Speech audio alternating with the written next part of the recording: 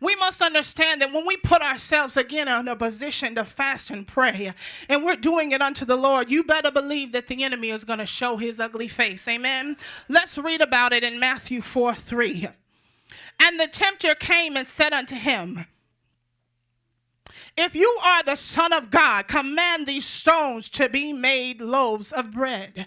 Now, I thought this was very interesting because the enemy came to Jesus, the Son of the Most High God, and had the nerve to say, if.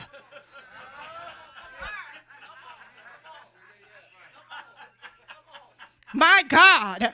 When God has chosen you for such a time as this, the enemy is always going to come to you and whisper if in your ear. If you really be who you said you are. If you really are called to do what you said you're supposed to do.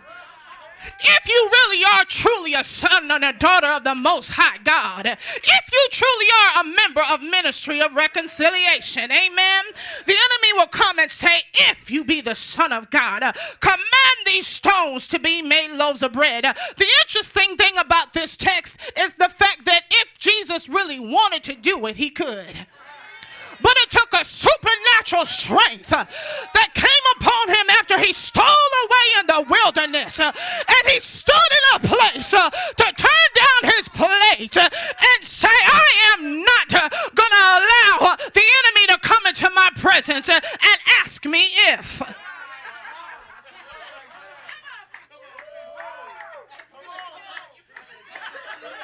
Come on here. Come on, verse 4 says, but he replied, it is written, man shall not live and be upheld and sustained by bread alone, but by every word that comes from the mouth of God. We must understand that when we steal away with God, when